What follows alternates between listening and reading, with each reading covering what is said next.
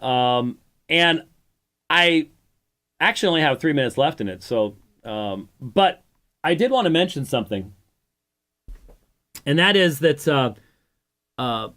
some others who will remain nameless simply because we don't want to get them in trouble. Someone pointed out to me, and this does illustrate the differences in emphasis and what you hear, even between Christians who are seeking to reach out to Muslims. I have noted, I don't know if I'd call it a shift. I don't know exactly what it is. But, for example, in my debate with Yusuf Ismail in South Africa, Yusuf took a position on the nature of the Quran that somewhat surprised me, because I was pressing him on the nature of the Quran and whether it really is, whether it was written on the heavenly tablet, whether it has eternally existed, not just in the way that, if you affirm God has eternal knowledge of all of his actions, that would be insufficient to be the great controversy of the first few centuries of Islamic history. The idea that the Quran is uncreated is not just that it's a reflection of the knowledge of God. It goes beyond that. And when I was pushing Yusuf on the fact that that the same incident is narrated in different ways, the same words expressed in different phraseology, I was surprised to find that he was willing to create wiggle room for himself in the sense of viewing the Quran in ways that I don't think would be overly well accepted in certain lands like Afghanistan, maybe even Pakistan, certain parts of Pakistan under the Taliban, certainly under ISIS rule. These would not be accepted. And in this video, even though the focus for me, again, was this strange Jesus Quran thing, which I know that missionaries have used Jesus as the word. Yeah, I get it. But as a theologian, I'm not making parallels between the incarnate word and some written document that comes 600 years later. Not going there, no matter how dramatic that might be for someone, not going to go there. So, in other words, what I'm saying is this video represents one particular take, and not necessarily a take that would go over really well in other parts of the world, the Islamic world. But I haven't really been focusing upon that. My concern is primarily what it's saying about Jesus and the argumentation that it's making about Jesus. But if you really wanted to be extremely thorough, what you would do is you would also criticize it in regard to its perspectives on Islamic theology as well. And it does seem that these folks are not quite as conservative as a lot of the folks that engage in dawah are. So, we were looking at, they had just quoted from John 5:19. I tell you the truth, the Son can do nothing by himself. He does only what he sees the Father doing. Whatever the Father does, the Son also does. And remember, they were referring to a graphic. I'm going to see if I can find it here real quick. Yeah, right here. Throw this up so people could see it. That man and God are different from one another. And there is a fundamental misunderstanding of the hypostatic union that is being represented in the film. Not understanding that we're not saying that, they rightly 100% God, 100% man, but don't seem to understand what that would then mean. because then the criticism they offer is of something other than that, which is a bit of a problem. So let's go back here to and pick it up right at this point, which is left off. Father does, the Son also does. This would mean that Jesus was dependent on someone else, and therefore weak. Now, I just stop it in a... I wonder what nation that flag is from. Weak? Why do you say that? Again, the presupposition, the assumption is that if the Son voluntarily takes on human flesh and then acts in perfect harmony with the Father, that makes him weak? Or does that simply mean that God can engage in self-control of his own power?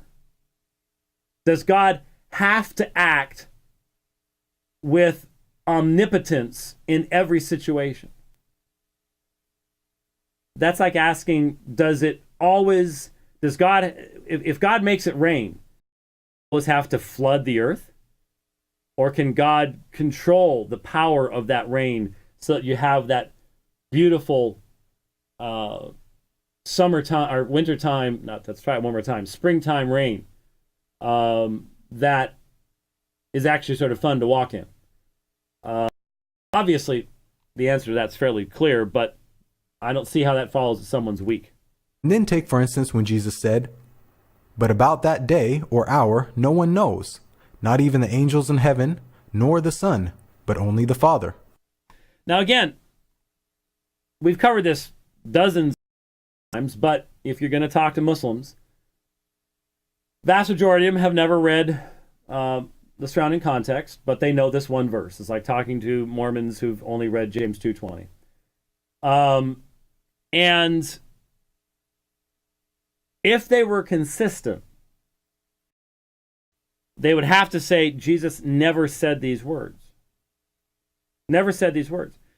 Because he refers to God as Father. He refers to himself as Son. And according to the Quran, no prophet would identify himself in this way. So they focus upon this text and the supposed inherent ignorance of Jesus, even though they don't believe that Jesus would ever have said it.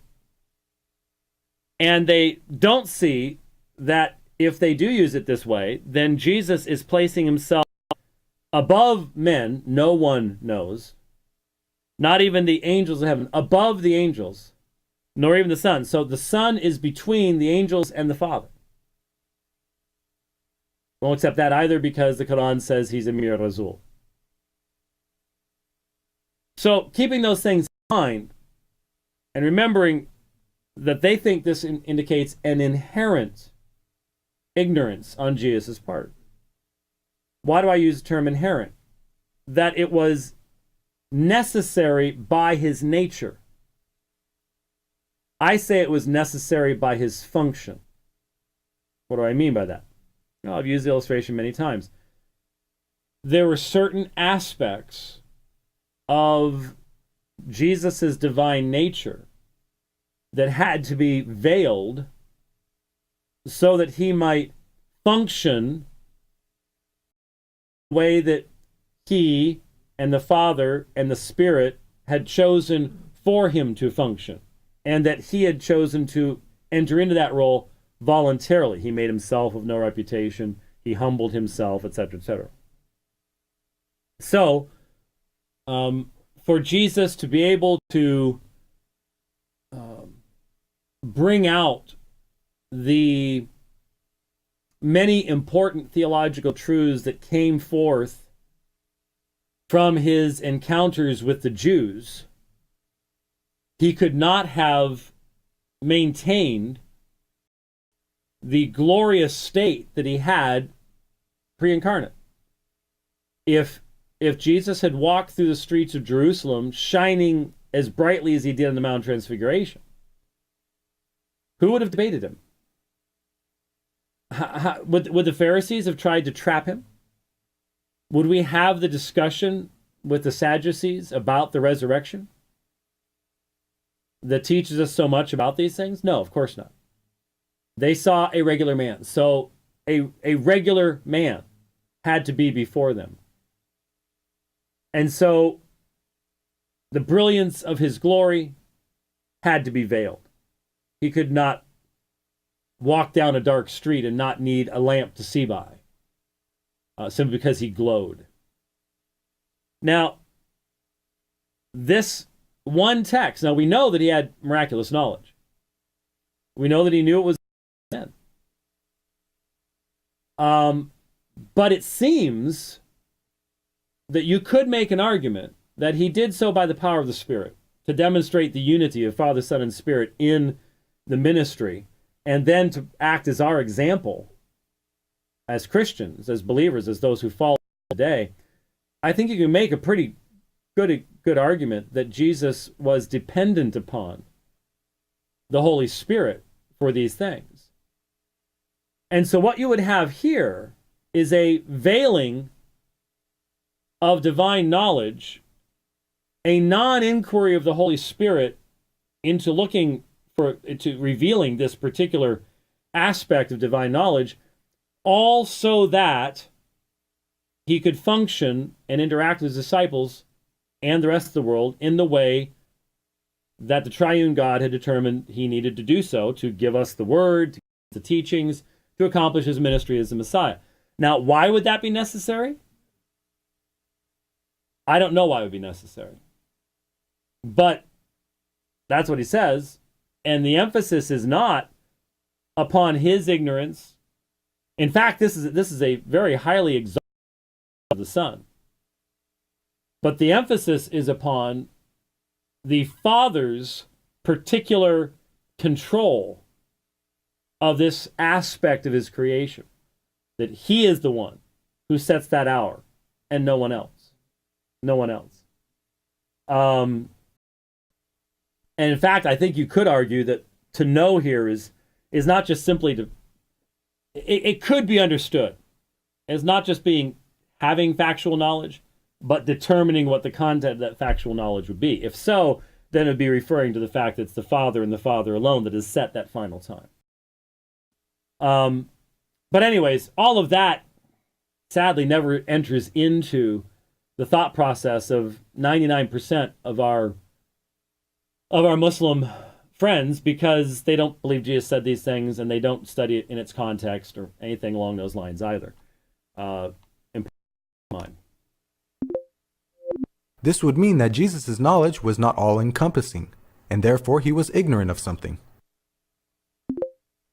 And finally, we look at Colossians 2:9. Now, this is fascinating to me. Because this is without a doubt one of the most important texts teaching the deity of Christ in all the New Testament. And their take on it's fascinating. Describes clearly Jesus' nature, stating, "And in him, i.e. Jesus, all the fullness of deity dwells in bodily form." And of course, this would mean that Jesus then experienced manhood in all its shame and glory, which includes eating, which signifies dependency, sleeping, which signifies vulnerability and weakness, and of course, relieving oneself, which signify impurity. So, this is the standard. Thankfully, Abdullah Kunda put it on a higher level, but this is the standard Muslim idea. God could never become man because he would have had to have used the restroom. And by our rules, that's impurity. And therefore, there you go. How you get that out of Colossians 2:9, I don't know, because if you were to actually interpret it with some level of seriousness, you would recognize that it's referring to Jesus post-resurrection. It's saying, for in him is dwelling. Hati enatoi katoi kai, present tense. Panta pleromates theatetas somatikos. In him is dwelling all the fullness of deity in bodily form. It was an anti-Gnostic argument. It was an argument that that which makes God God, theatetos, was at that time as resurrected, dwelling in Jesus in form. Now, I don't know. I've never asked a Muslim whether they think that in the resurrection they'll need to use the restroom, but I sort of doubt that they would say that. And so it's a really dumb argument because about Jesus in his exalted state. So, but again, I almost said we can't expect our Muslim friends to interpret the Bible in that way, but I stopped and said, no. When I look at the Quran, I try to make sure that I'm not making that kind of blunder. I try to read the context. I can tell the difference between perfect and imperfect verbs in Arabic. And even if you can't read Greek, there's plenty of online stuff, plenty of programs. I mean, I'm always looking for better Quran programs. I can show you a program online right now. Excellent website that if you have not gotten to it, you need to bookmark this thing.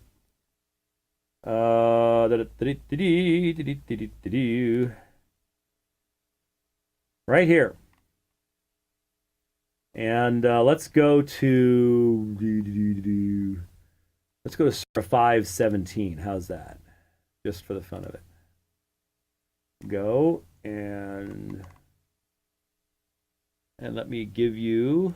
I'm not sure if it's going to show it. No, I have to go to here, there, and then back to window, and then back to Safari, and there it is. Should have it.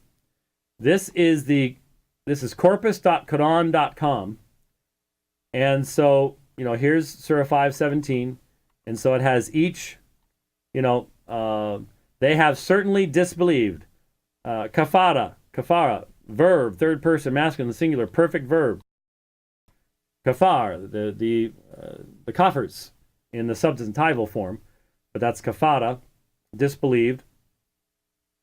Those who, kulu, have said, Allah, huwa, la masihu, Ibn Maryam, that Allah is the Messiah, son of Mary, which is not what Christians would ever really say. Anyways, but the point is, it's all parsed out for you, so on and so forth. Very good resource if you want to track that down and utilize that. But I think I've mentioned before, I wish I could show it to you. I'd have to actually just bring my iPad in and hold it up like this to you.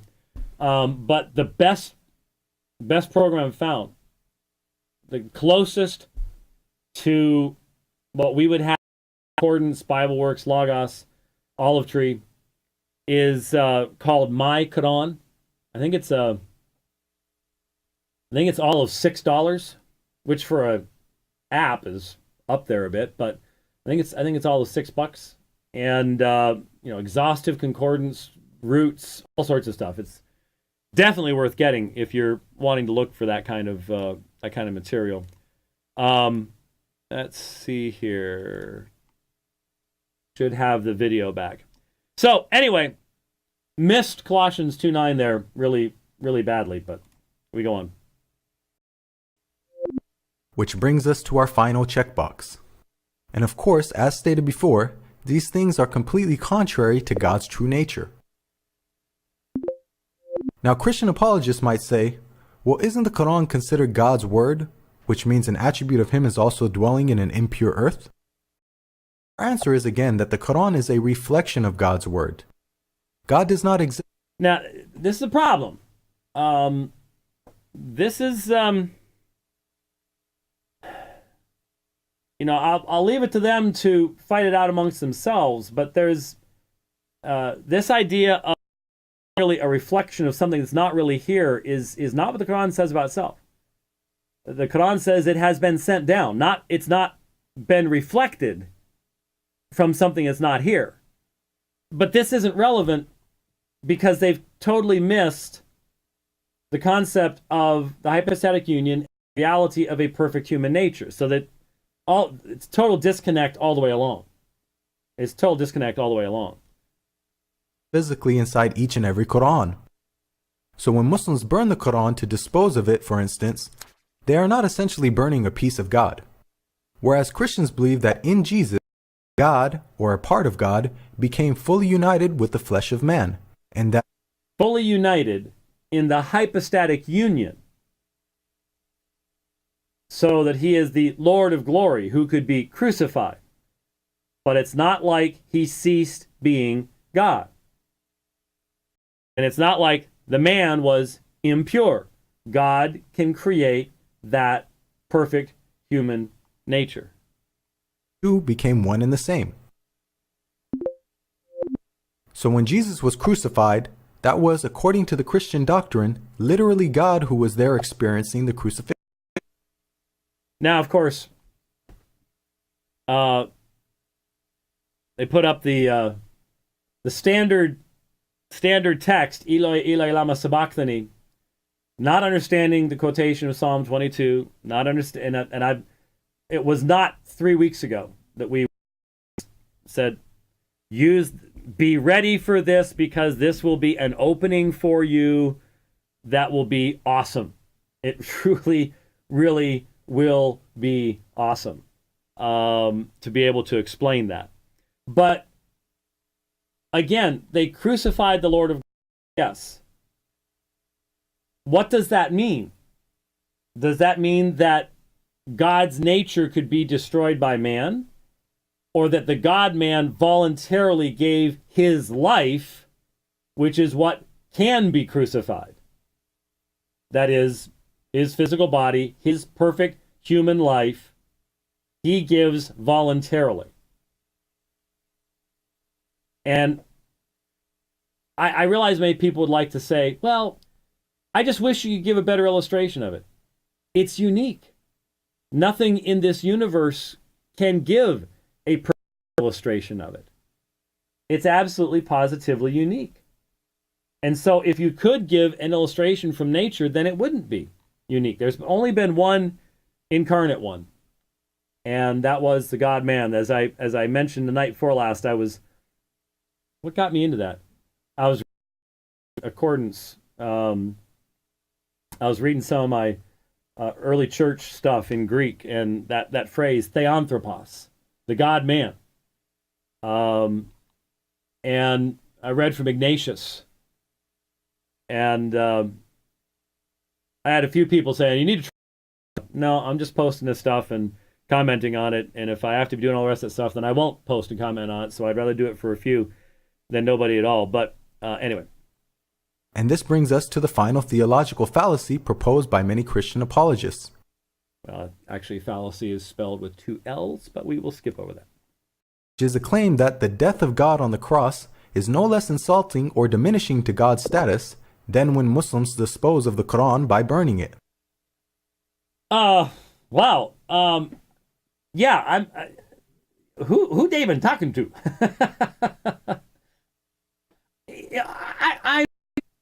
I understand.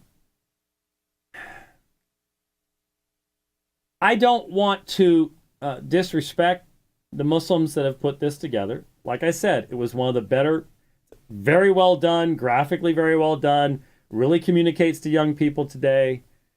And you know what? You probably have encountered some Christians that made these arguments. I get it. The death of God was a voluntary self-giving by him. That was the intention of Father, Son, and Spirit from eternity past. It was the very center point of history. It is the means by which God has been most glorified. Not by any stretch of the imagination, something that is dishonoring to him. He didn't cease to exist. You don't believe death is the cessation of existence? It is the greatest act of self-giving, mercy, love, grace that the world will ever know.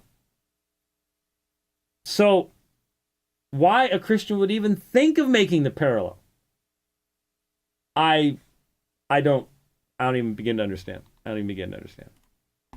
But the huge difference between the two concepts is that Muslims don't believe God is physically present in the Quran and experiences its burning.